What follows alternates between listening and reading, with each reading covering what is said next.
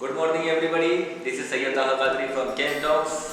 और आज एक स्पेशल पर्सनालिटी हमारे साथ हैं। स्पेशल सेशन आप इसे कह सकते हैं। स्पेशल पर्सनालिटी है, उनका नाम है मिस्टर इंद्रनील घोष और ये इस वक्त हेड कोच एंड डायरेक्टर है नॉर्दर्न फुटबॉल एकेडमी NFA के, जो प्रयागराज में प्राइम लोकेशन प्रयागराज में सिचुएटेड है और इसकी बहुत सारी ब्रांचेस भी हैं। हिमाचल प्रदेश में इसकी एक ब्रांच है। आगे आने वाले कुछ दिनों में आपको पता चलेगा कि इसकी और ब्रांचेस इंडिया के ऑल ओवर इंडिया खुलने वाली है। और ये एक ऐसी एकेडमी है फुटबॉल की जो बेहतरीन तरीके से बहुत अच्छी ट्रेनिंग, प्रोफेशनल ट्रेनिंग देती है। और ये इलाहाबाद की आप कह सकते हैं प्रोफेशनल एकेडमी बन चुकी है, northern football academy in field of football. तो सर का इंट्रो मैं थोड़ा सा दे देता हूँ। Sir actually was born in Allahabad and he studied in Bishop Johnson college. और वहीं से सर का जो है एक लगाव शुरू हुआ उनके ग्रैंडफादर और उनके फादर द्वारा। उनको प्रमोट किया गया in the field of football में और फुटबॉल में आगे आते आते उन्होंने काफ़ी कुछ अचीव किया है। और मैं एक्चुअली गया हूँ उस जगह पर, मैंने विजिट किया है। जो उनका रूम है, जो एक्चुअली उनका रूम आप कह सकते हैं, तो मैं जब पहली बार देखा था तो मुझे यकीन ही नहीं हुआ था। मुझे लगा था मुझे अगला जन्म लेना पड़ेगा इतनी अवार्ड्स और इतने सर्टिफिकेट्स और इतने मेडल्स के लिए।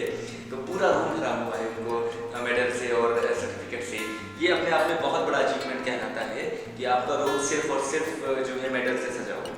तो आप मान के चलिए कि इस वक्त हमारे साथ बहुत अच्छा सेशन होने जा रहा है, बहुत बेहतरीन इंसान का, बहुत अच्छे हेड कोच का, director of football northern academy. और अभी भी ये एकेडमी, एक इंटरेस्टिंग बात बता दूं, अभी ये academy Himachal Pradesh football association से रजिस्टर्ड हुई है। ये बहुत खुशी की बात है हमारे लिए, आप सभी के लिए और खुद नॉर्दर्न फुटबॉल एकेडमी के लिए। तो आइए इस सेशन को आगे बढ़ाते हुए हम सर की तरफ चलते हैं और सर से पूछेंगे कि क्या क्या ऐसी चीज़ें हैं जिन्होंने इनको आगे आने के लिए प्रमोट किया और खासकर इलाहाबाद में इस एकेडमी को जो स्टैब्लिश किया उन्होंने, उसके पीछे क्या मकसद था और किस तरह से आगे उसको ले जाना चाहते हैं 10-20 साल में। तो मैं ये सब व्यू पॉइंट्स रखूँगा और सर का व्यू हम देखेंगे कि कहाँ पर सर क्या सोच रहे हैं।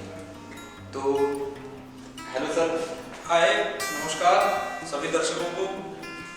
तो सर सबसे पहला सवाल जिन्होंने सवाल पूछा जाता है, आपने जो स्टैब्लिश किया, जो एस्टेब्लिशमेंट किया एकेडमी का, northern football academy Prayagraj Allahabad 2015 में एस्टेब्लिश हुई जी, 2020 आ गया। 4 साल का सफर कैसा रहा और आपने क्या सोच कर इस एस्टेब्लिशमेंट इस एकेडमी में किया था? देखिए, ऐसा कुछ मैंने अपने कोचिंग करियर में कभी ऐसा नहीं सोचा था मेरी कोई पर्सनल एकेडमी होगी, लेकिन हमको ऐसे अवसर मिलते गए और अपॉर्चुनिटीज मिलती गई, तो उस हिसाब से उसी लय में हमको एक मौका मिला। तो हमने कहा कि लेट्स सी कि एक एकेडमी में खोल के एक अगर अच्छा खेल का माहौल, ट्रेनिंग का माहौल मैं दे सकूं तो वो मैं दूं। तब मेरे पास ये नहीं था कि कोई प्रोफेशनल एकेडमी हो जहाँ पर हमारे प्रोफेशनल प्लेयर्स खेलें या मैं प्रोफेशनली बच्चों के साथ रहूं।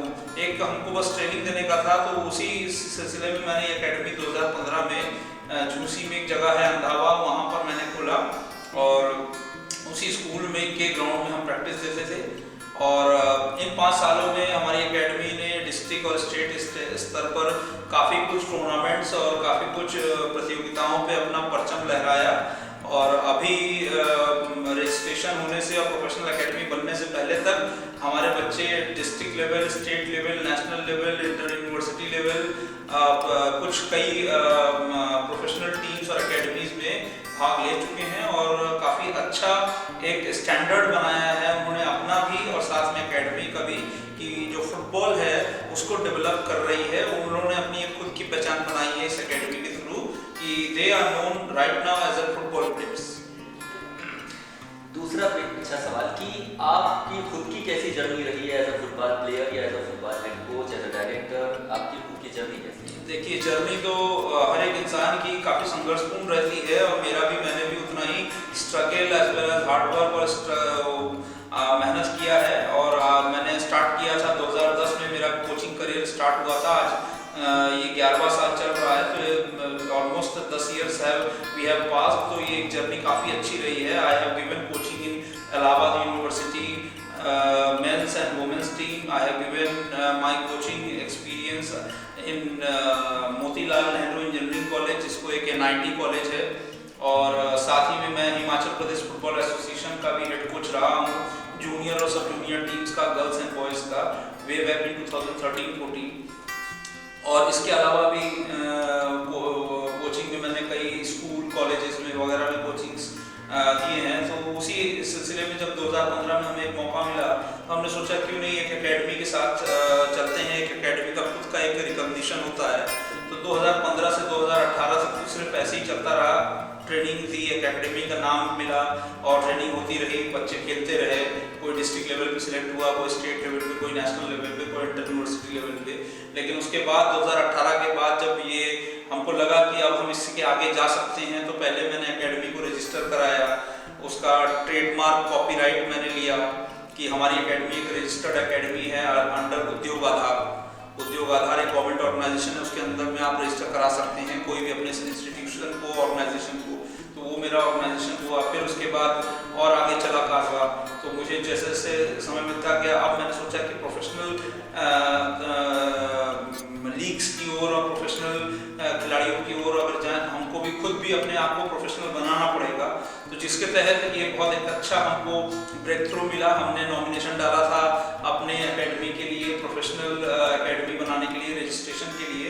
तो पहले नॉमिनेशन एक्सेप्ट हुआ, फिर उसके बाद हमारा ये फाइल नॉमिनेशन एक्सेप्ट भी हो गया, और उसके बाद हमको ये ग्रीन सिग्नल और एक लेटर और रजिस्ट्रेशन नंबर वगैरह मिल गया है। तो right now we are registered under Himachal Pradesh football association and we are entitled to play in Himachal state football league, which is a professional league in itself in men's and women's category, as well as if we do well in that league, particular league, we keep our team in top 2, top 3, then we can automatically qualify and bid my nominations for I-League second division, which is one of the second topmost tier league of Indian football.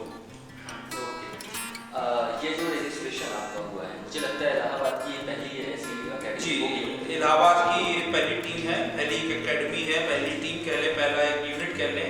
और ये उत्तर प्रदेश की ये दूसरी ऐसी academy बन गई है जो कि ऐसा प्रोफेशनली रजिस्टर्ड हुई है। ये बहुत खुशी की बात है।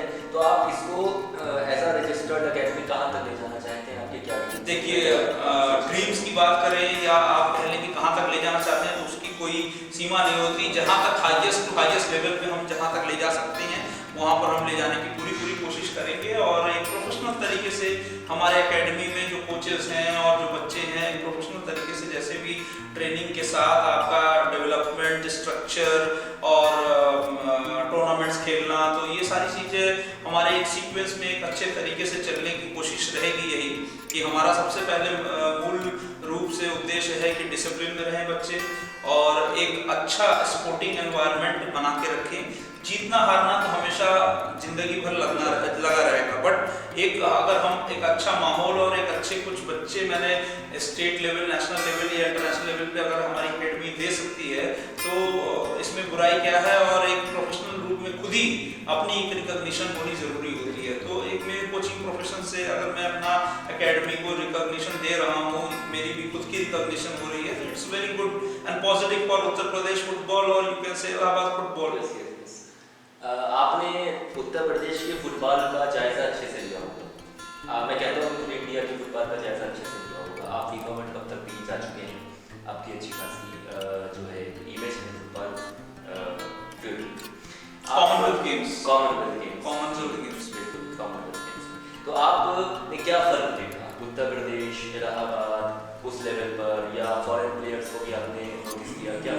अभी उत्तर प्रदेश में अभी और डेवलपमेंट और सुधार की ज़रूरत है। अभी उत्तर प्रदेश का फुटबॉल में खिलाड़ी और टैलेंट की तो कमी नहीं है, लेकिन ये जो प्रॉपर नर्चरिंग नहीं होती, प्रॉपर गाइडेंस जो खिलाड़ियों को नहीं मिलता है, जिसकी वजह से खिलाड़ी इधर उधर भटकते रहते हैं, इस पर सुधार लाने की बहुत ज़्यादा ज़रूरत है। और आप अगर दूसरे स्टेट्स की बात करें, गोवा, मणिपुर, नॉर्थ ईस्ट में और भी स्टेट में चले, मिजोरम, देन अगर इधर आ जाएँ नॉर्थ की तरफ दिल्ली, और फिर आप आ जाएँ वेस्ट की तरफ मुंबई, महाराष्ट्र, ये सब में प्रोफेशनलिज्म अपने चरम सीमा पे है और फुटबॉल एक इनके लिए एक रिलीजन की तरह हो गया है। आप कभी नहीं देखेंगे कि बेंगलुरु में जब बेंगलुरु एफसी की टीम खेलती है, वो स्टेडियम में 25-30 हज़ार की दर्शक होती है, जो कि पहले सिर्फ क्रिकेट में देखने को मिलता था। तो एक नाम भी पड़ा है वेस्ट ब्लॉक ब्लूज। तो ये ना इस तरह का ब्लॉक में वो पूरा नाम ही रख दिया गया है बेंगलुरु एफसी की फुटबॉल टीम को सपोर्ट करने का, वेस्ट ब्लॉक ब्लूज। तो आपको जब इस तरह का एनवायरनमेंट, जब कल्चर पैदा होगा तो तभी आप फुटबॉल या आप कोई भी खेल पे आप आगे बढ़ सकेंगे। तो ये चीज़, ये एनवायरनमेंट अभी फिलहाल नहीं है, लेकिन उम्मीद करता हूँ कि जहाँ से हमने शुरू किया यहाँ पर, तो यहाँ से आने वाले समय में हम उत्तर प्रदेश में प्रोफेशनलिज्म को देख सकेंगे और खिलाड़ी हमारे एक प्रोफेशनल की तरह बाहर के बड़े क्लब्स में जाना या खुद भी एक प्रोफेशनल्स की तरह बड़े टूर्नामेंट्स में खेलने का हमको अवसर प्रदान होगा। बिल्कुल, मैं भी आशा करता हूँ, हम सब आशा करेंगे कि ये team as a football academy बहुत आगे तक जाए, स्टेट नहीं बल्कि नेशनल, बल्कि इंडिया टीम में यहाँ के प्लेयर्स सेलेक्ट हों और नाम रोशन करें। तो इसी के साथ एक छोटा सा सेशन सर के साथ हम एंड करते हैं और आपको सफिशिएंट जानकारी नदन फुटबॉल अकेडमी के बारे में और उनके head coach director mister Tanib Ghosh sir से मिल ही गई होगी। तो सभी का धन्यवाद और चलिए, thank you sir. Thank you. और मैं एक छोटा सा दर्शकों को अपना एक मैसेज देना चाहता हूं कि हमारी गतिविधियों को आगे देखने के लिए हमारे Facebook page northern football academy और इंस्टाग्राम पेज पे आप लाइक और फॉलो कर सकते हैं। डे टू डे जो भी हमारे प्रोसीडिंग्स होंगे वो चीज़ आप देख सकेंगे। और जल्दी हम लोग वुमेंस लीग में, हिमाचल स्टेट वुमेंस लीग में खेलने जा रहे हैं। तो I need all your support, not only for women's but also for men's football. और उम्मीद करते हैं अगर हम लोग टॉप 2-3 में रहेंगे तो इंडियन वुमेन्स लीग के लिए क्वालिफाई करेंगे।